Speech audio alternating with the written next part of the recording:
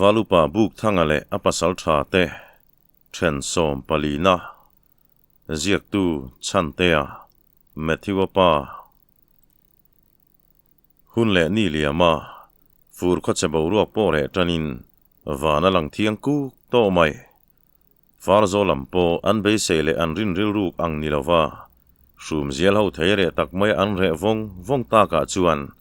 nun phung pa ngai join tuk chuakin lolaman liama an kumin rambo hi ramalana win bua deuh ma se lo hara om lo hlawa parwal deuh chung kwa phei chuan lo an zo towa lalle upa te pasal thale valupa te ro soilo ma se ngai ngam tak chuan an om theilo triaural poi ho chuan re hlen hi an ring lawani buk thanga phei chuan anaw te chu eng tik lai ma an ral thuam hlat lo tur chuan ati deuh reng maya akha to kian tu ti hriat si lo hian dayan vel reng mai ni vuak dun mian man khuam ta te po tuna chuan aruk en thlak ngaya an ruat to lova anom dan le an chet phung ten an mi tatlung tak zek to mai lusain rel bol dan eng kim chu an zo mai ni lovin tlom ngai thua po mi van tlang an nia ro chera pain tu thlote sera sakin khuami te la chuna thei angin an tuam hloma buk thanga te ho ne an kop kai la a thain mu sit na le kam chetleuna o ka po an dong ngai lawani thazing thanoi lamania ro boho ka sur le zeu ti lawa chuan leilunga thiangin fawang boruak in mungtan chuan mitin tha ti tho thare mati mai turani olen boruak urlokin tlema in thlo ol ma deuh te chu daitama an vak ol lova soitoangin arala an hnai falua lo nen farzol kuwa chuan tudang an ngai bik lo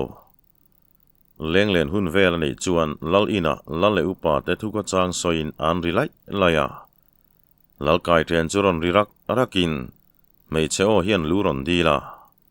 tlang au chuan lo chonin chuan hnoi nu lavalai tak mai hiron luta lal chuan e khai kan than bu kan ula niin aeng thu le hla ngai ni ta kha me enga khanan thu te a lo ti sota than bu kan ul hei chingi chuan lalpa in ti ti kal lai karon pot chatani mai o mange ka ti ma se min hra thiam teu hei kan than bu ka pa thang hle hi voin chon hulam khan khoi nge rothing muala ka be ai thang en pain ron hang kan la nge atia tun thleng mai hian ron ho zai reng arel ta si lo kamang angin za po don lovin inhen karon thlenani anti chuan lau chuan meng ko ka e khai animo engponi se than bu kanu lo zu hole phot ta la katlang walte kalo ti range eng ema ti lo tura ngayang alo ping pe khot lai mai te po ni ange an ti liam puata than bu kanu chuan lalpa keini kara min ngai sak na hi kan lom lu tu kania tia chuak lein upa thang zo la chuan zoi sap hian ngoi te lalpa ka ngai thalo mange ka ti nimin lama ming thanga teram chuak khan khodai vela sapui ek le akut suk na ten mu thun soya zanina ibeng thlen nge ka tum lain heti hi kan ni ta sia alo ti chara lau chuan tlangopa valupa tele pasal tha terang takinan ko to le tina vai bel chuan paktal tala sapui kol zong a thlamuan thalo emai ka pasal tha te an zuk chian sela sapui kuta turani ngat zongin avan poidon tak em an ti le chuan upasial kai chuan nia fawang boruak kan mangdon chawa sapui lo tlak le zongin abuai thlak don ani lo ti ve bokin tlang au pa ho chuan buk thanga te ho chu aronin zui lu ta lal chuan kha lo thu teu lengirun kai kham zong in kan ko tir chewa min hra thiam aniang chu tin thilom dan chu an soi zunga ming thanga le buk thanga chuin mel aralin buk thanga chuan lalpa aranglamin kan kalange ti le chua chun rual ngala buk thanga chuan rocher zolbuka meicher khawala to kan man molo chuan kan u thang hle hi sapui kuta turani ka ring tlat mai tikhan kanin lama kanin nga kho mai don nia tina kal hloka a then oma vuak dun mi chuan chutia buk thanga man mo tak mai lo ho mu chuan thil dik lo omem ni tina lo zota he pa hi manghi na nia buk thanga chuan zep mi ni na hrelo thilom dan chu han kalpa hril thuakin manghi na po ngoi rengin ina chuna luta ipta puile chemtum nen chuan lo chuak lein buk thanga ina chuna luta banglaya amuzuk fei chuan phoin pasal tha engkani chuka tilova mase in hnung kalo zui venge an ti chuan buk thanga po chuan niang miang tin leika chuan an thian te chuan lo nga ka reilo te an ni poron thlengin meicher nen rothing mualam pan chuan an chuak ta dama reilo te an tumram chu thlengin thang hle nu ma om te chu anan dap kuala buk thanga chuan kong tum thang lam zel kha en ma sa tengu han tin tha te chuan he lai hi nu ma chu me aron ti ta ka chuan chulama chuan an kal khoma rothing mual hi aramaremin kalvel har salem lova sawa te hian helai ngo hi an du zual bi kemati turani chuwang chuan tle ma pakut muideu ho hian thangkam na tan beran manga amul korte hi kelbu lian tia thalwa ek char lai poin akang chat ngai lawani thate chuan ma hruain chulai tanga thuiwak lawan kal nu chuan aram mual nak pek rem laya thangsut na nu ma te chun muwa thate chuan khulai mualin veliam nalama khuan nu hi kalani tin mai cher ek chu lea chuan an nor tlanoka chulai mun chu zu thlengin an maloka chuan thisen bozui mai hin muta buk thanga chuan chek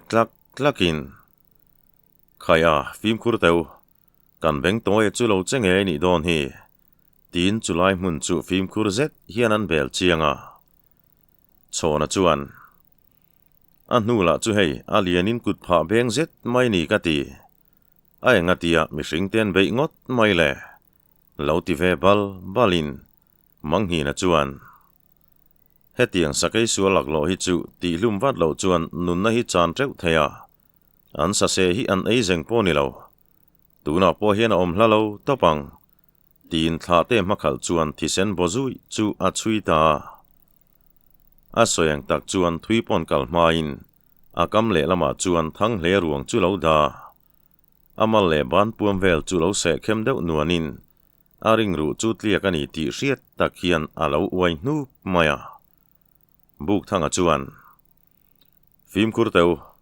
he kan beng toy hi aom hlalo topang u thang lei lo zam suo tina puana chuan an tuamin munrem laia chuan an hnuk sona chuti lai chuan an hmalam na thial hung lian zet mai tang chuan aram hnuai pasal tha ngei mai chuan lei ngor der khop hian rolaron chua manghi na chuan wei iwa huai sar deuh vele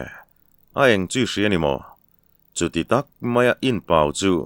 tin a feinen chuan thang hle ruang chu din hlia ming thanga chuan aningot mai enga hringmi te chunga kher i ngoi chuani ingamani chuan lo hnai ta che a lo ti ve boka chu sapui rol zet mai chu meichar en phak chin le chin lawa chuan a zetial ruk lang chuan akal zul mai chuta le ngor dur khopa an ha hum le thin chu doi zep deuh tan chuan zun fep che thot na thamani valupa khotina chuan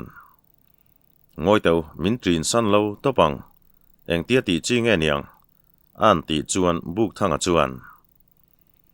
ti ngai na dang om lo ani ni kan ni chilanga kan ti hlumangai ani lo chuan hetiang sa huai kol reng hi zong nu nau ta na ral ri thlakin nun na kan chan le palange thla te le chona khan lui kam thlang lama khan lo chang ula ke le ro chera hian chak lama tangin ron no kan tumange ming thanga le khotina khan helai hian lo chang ula manghin nangin uthang hle ruang hi lo veng teo an ti chuan manghi na chuan meichar hi kan nga to si lawa chet lam khai ran tengu kan u ruang hi zong ala lul lowang le tin chan mun chuan siam ve nga la chu sakei huai sar zet mai chuan chulai pasal tha te om zia chu hrethiam ve ni om tak hian arum ngul mai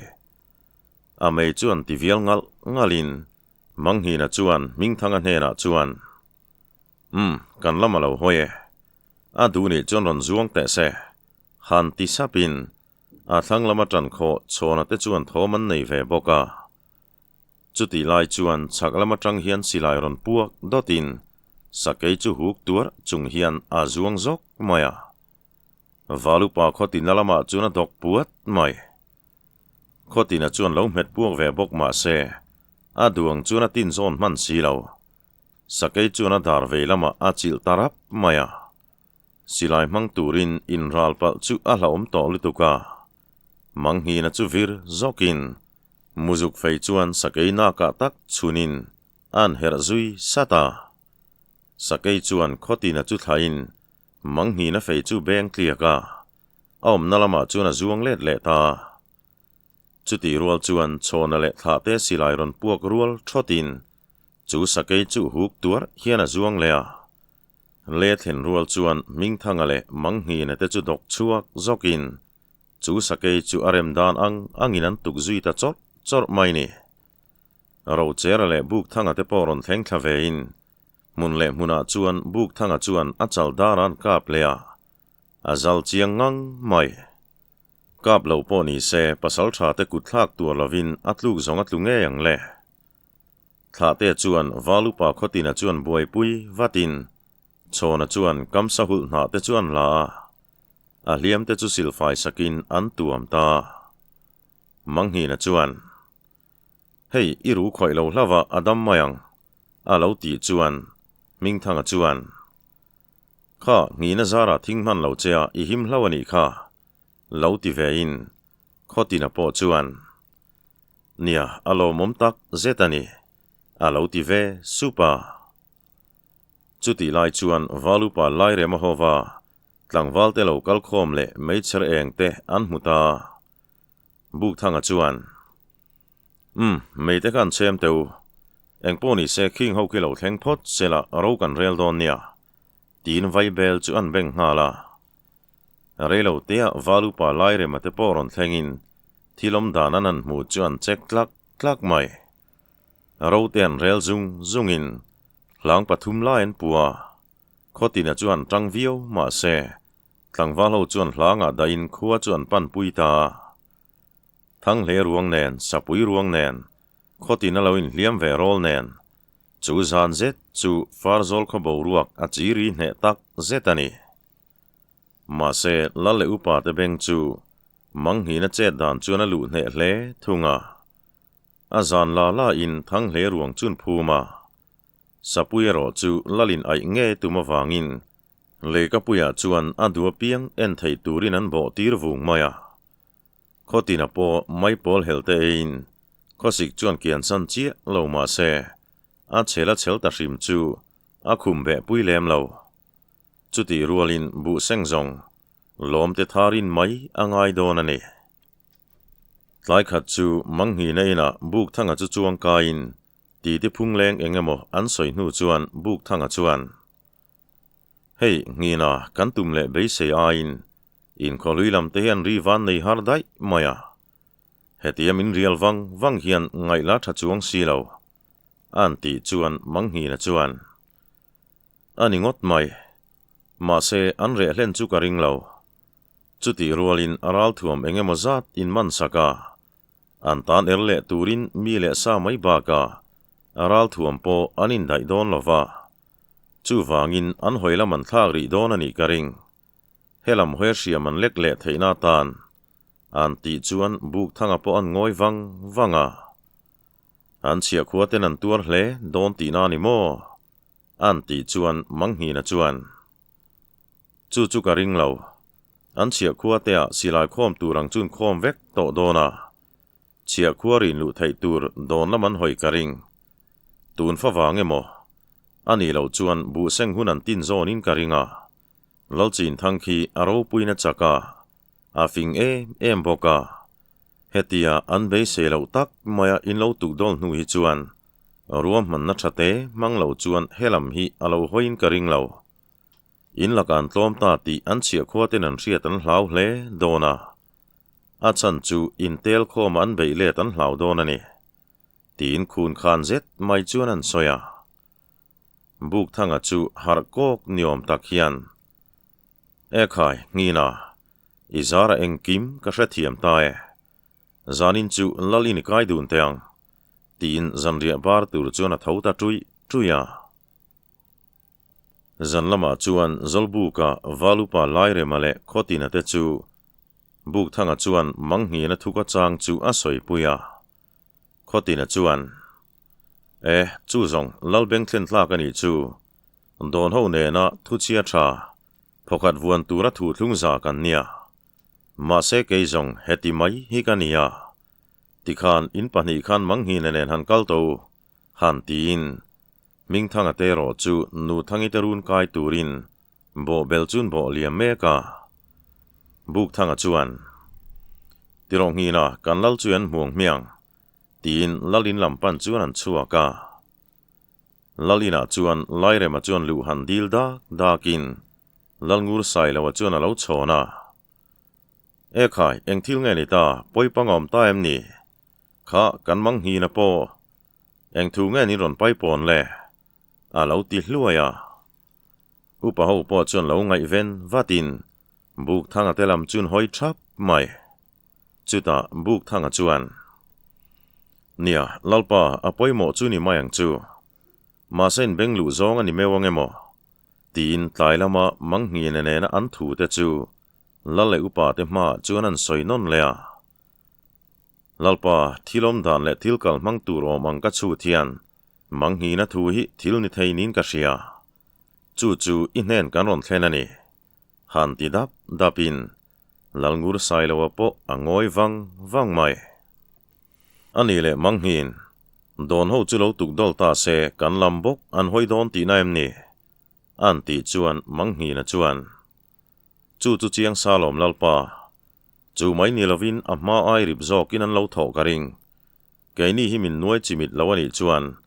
อันเชียขัวเตคีอันอินเตลโคมังอันลลปาตางขีเพเนียมันนิเวทให้ตัดมายตินโดนขัวโซอันเชียขัวรินรูดลาวนิจวนอันนี้โซนันเชียขัวเตถินลุงอันกายเท่าไทยตีปอเจียงตินกันปัสสัลชาสยังคาน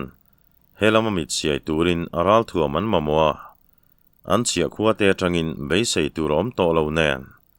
โดนขัวเลวจูตินโซนตูรันในเลวชิมันนี่อันตีจวนอุปทังโซละจวนลลจวนเมลรูลินลลปาจูดิกริงคิงรวมเจียลหูเขียนกงดังอันจนเงยกริงนาจอกเละริบจอกอันเลวทอเละเทนาตานโดนลำหอยจูอันตีมากโมนี่เลวตีจวนอุปดังเตปอยน์อุปทังโซละถูจวนเลวปมปุยตางเล่ไม่จุตาลลจวนเอ็งปอนี่เสนักตูกะเบงทารินกันไงตัวเลงบุกทั้งจิงฟีมาโลลอยแหลงเจ้า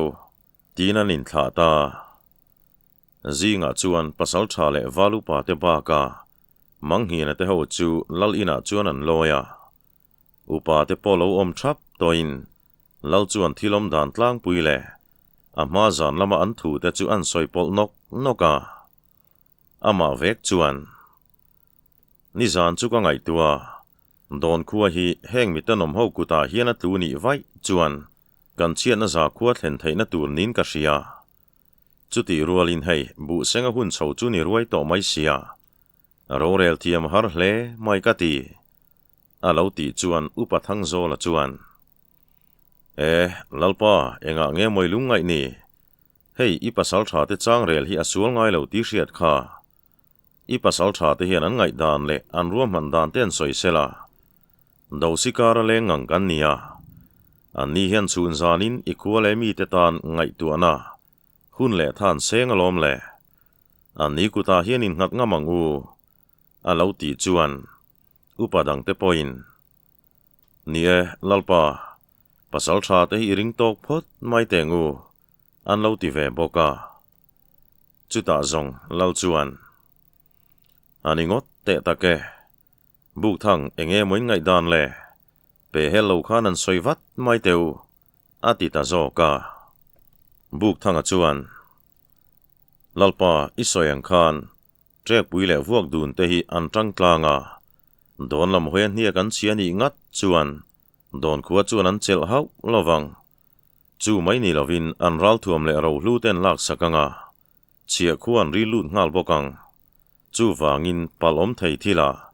hetia ral khata soingot ai chuan an chin bi hi asual lovin karing don ho hi hrui khan von pui tura kan thubil pui ten ni wangot point zuk bi hrim hrim hi a tha ka ti e chuti ni lovin aral kuta lo tu ta se isoyangin keini ba khi king sak poi ho ta na mitimim tham kanom to don lova chu chu kan che ti phet tu ni theitlat mai helam zong bu te chu nula le tlangwal ten matiamin an seng le mai nga lam hla ni lo nen kanin khai chuak thei mai chuan karinge an ti chuan lau chu meng zim san maya kaupa te kha enge moi ngai dan le tian mel kualin lalpa kan pasal tha thu kha thamai lom ni roshan nei ngai a po ka ngai lem love bu seng lam kha zong khuwa hei ve riang ruanga chuan kanin khai chuak thei emang an lo ti ve chapa upadang te poina an trom pui thun lo soi ve clear ta ka chuan lalpo han khisukin ani chuan nak tu ka don ho chin bi turin ming thanga thla te a chona te kha tlangwal som panga velin hruai don em ni buk thang nangero chu ka kiang om te ro chera nen khan engin nge momin mol ni kalunga muang theitlat lo mai an ti chuan buk thanga chuan kalve chakin alung di thang nawi chu mu chak hle ma se lal thu chu nial mia ngai si lo niang miang lalpa ma se ka nau te zinga hian mang hi nei tel ve se ka duni an ti le chuan lal chuan niro se mang hin ila ka za ngai na le ka ti zia chei hriala ver ther na le bum na thil engma iti tura ni lo an ti chuan mang hi na chuan lalpa mi pa fain ka ti ama che i pasal tha le tlangwal te ba ka son lawanga atu lani chuan ka chi te po ka kap mayang ma se ka lai chin ka thi sen zom pui te in poi hol hau lo te la kai ro chuan ka in sum thungang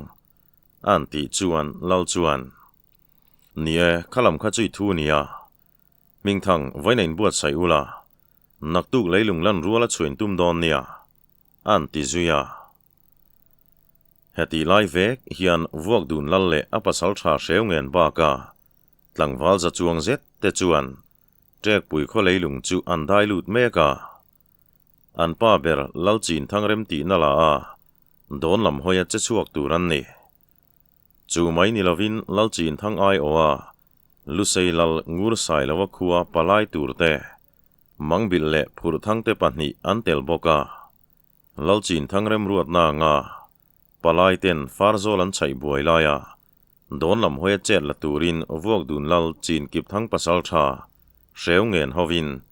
trek pui lal mun kip thang tlangwal te nen mi zan hi chuang zet te chu an thok chuak don ani trek pui lal mun kip thang chuan a u le pasal tha tlangwal te chu sia lo tal sakin a lo ti tha hle maya dik tak chuan ti chengam turani lo reng ani au chin kip thang wanga apain alal na tlang soing hing lo chau kha ni renga a mingin lal chu ni ve ma se au thu le hla hi tunari chuan a koe ngi la zom hi ati thei om chunani zanre kham chuan lalmula tlangwal te chom khomin fawang bo ruak thiang kuk noya chuan puar mel zet hian an thuir uk hloma lalin chung lama chuan lalchin kip thang chuan in ti thunai fashan hian ruam man na siama akianga chuan lalmun kip thang chu narling vut chuan lo thu hil ve bulin lalchin kip thang chuan apasal tha hreungen lam chun hoya naktuk leilung lan rualin in chua kanga in che ta sual turani lo thamang rualin helai hilo thlen le manin tumanga khuwa kha in hal turani lawania an silai le ral thuam ba ka an nei ro lu thi le dar te in muang angin lak sakanga chu lal kuta lu tang salin koi theyang angero chu in ta ni mai chu mai ba ka kei hian ka ti ma che donal fanu thang nawi po iman thei ni chuan ka chu pui hau lawang che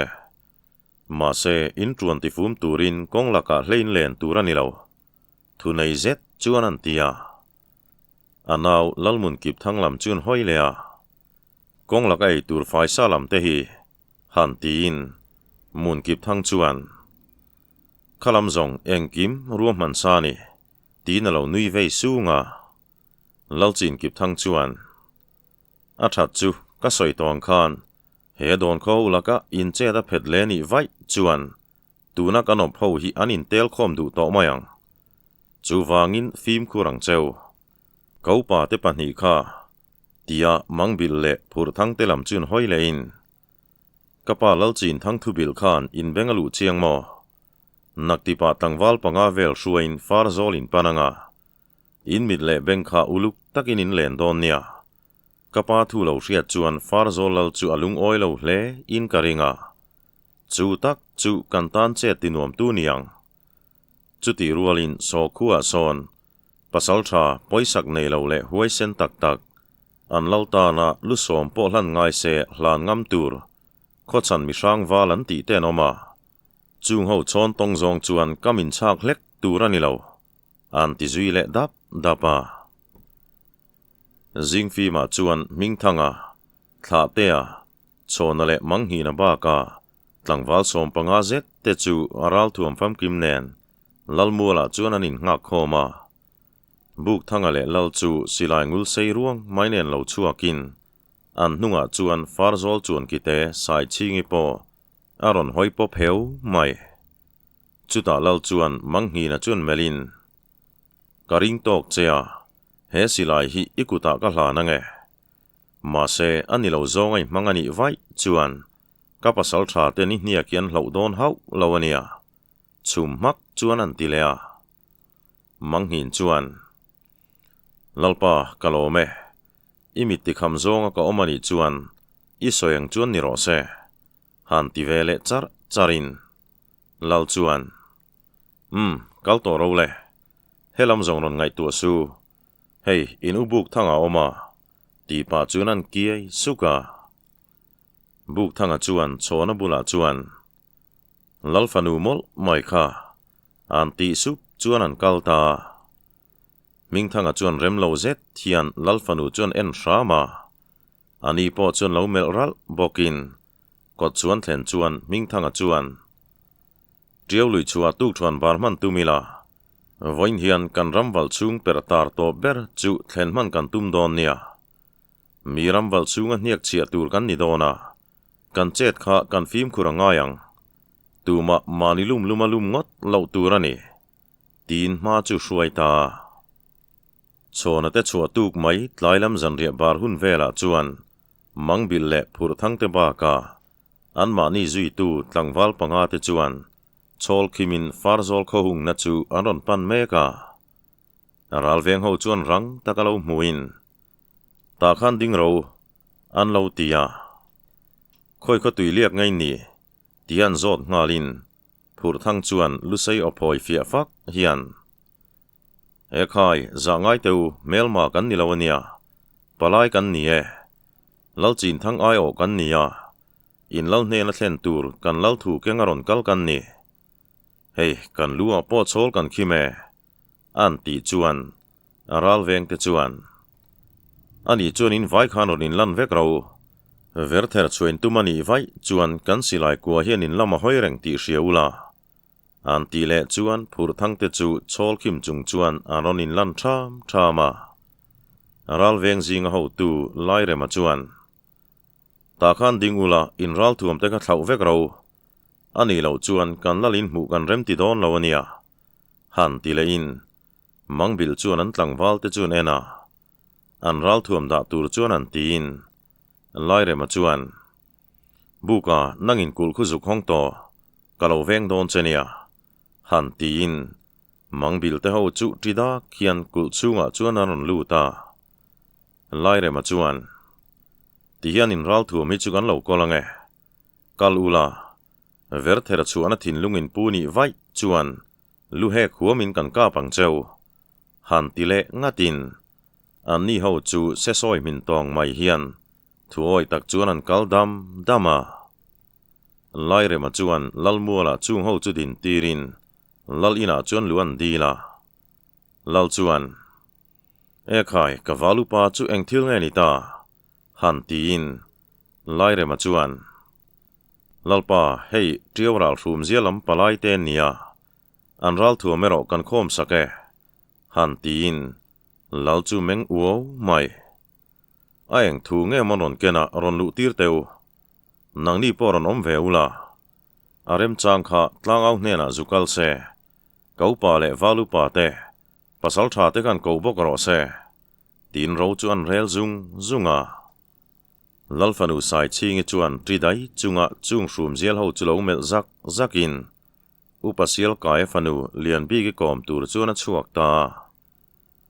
karlova upa tele valu pa te pani ba ka ro chera te po lal ina lo thlengin rum zial palai ten chung ho an muzet chu an thla va muang lo cm lalin pon lam lalmuala la tlangwal ho chin threma sa piang mai chu ral thuam ne naron kal khom rui mai sia an tho manat zual tang nu deuh phei chuan upa thang zola chuan zai ngai turina ti hiala chuta lal chuan tiawral pingkul lal chin thang palai te chuan anin in lal chuan eng thu nge ron ken tir cheu han soi teu le keinin kan beng kan lo chi nge tinan ma chuan an thum ma ka mangbil chuan chil han lem kholin a kiang velami te chu an en kuala an la ka tang chuan zangai na be sei chu pialtle palilu tu mang chau ni na ria lu sei ho uap na hnuai chuan zam takte hiana zamani chuta lai de uru thianon tong chuakin a kan lal chuan in rem na duwa chu soi turin min tirani an tikul ruta upa thang zola chuan eng in rem na mo eng tiang in rem nge duwa tialo zot vatin lalpo chuan nia chu in lal chuan kan laka eng in rem na nge beiseya lo ti ve in ao ki chu asang lekani phur thang chuan kan lal chuan an ramwal chung chikhur muala in pertar khu la tha ula duwa tin tiau lui ka na niak chia to lo turina du chewani chu mai ni lovin don ho mani chi te phat sana phokat min von pui du lo te hi nang ni nen hian inin zom na ti chat turina du chewa han tile zatin chu thuan rezet zong lalngur sai lo chuan a vai bel dona se ke rap mai eo chu in lal chuan palai ti ming put tirin ro min rel sakatum ti naim ni don khuwa khu in lal fa pa mun kip thang ver ther chuain an kutarul ko zena tuma chumi du lova phokat min von pui tu ten nia an ni ho din na chuan keini pokan ding zelang tin hei hi lo hrero chikhur mual khu kapasal tha thang te rate mu chuania atu khua le lalma hian ramwal chungan rin lu ka hrengai lo ve soitam ngai lo palai ming pu zong ni lo ula in lu ka la ngalang in lal hne na chuan ti hian in soidon nia farzola le pasal tha te hian arawan in rel ve theye ti zong soi ula kan huang ne ka kan poisei lo turin film khur ro se ati khur ta dar maya mangbil chuan lalpa kan lal chin thang hi lal chak tak mai nia in rem na siam hi athamai lo mo han tile shamin buk thanga chu ter ta at mai in lal hi lal chakani ka hrelove lal ro puyani na po ka hre chuang hek lo ani ne na in rem na nei turin nang ni nen hian enge thu buai kan nei kan lalin thu to pasoi to kan lal thu ka zom top mai ro alo ti vea lal chuan ni e palai ni in khual tha thlena thleng tur cheu point kan chel lawang cheu dam takin in lal hnen chuan thleng ula ka thu cha cheu kha in hril nge don nia an ti le mak ta ka zong phur thang chuan ni e kan lo hril don nia tin lal in chu trida kinan chua san ta ole khati chin kha hemi thena ta na kan da thei chu alo ni le ta angai nom thin khop mai a dot le hi anga le lom thin ani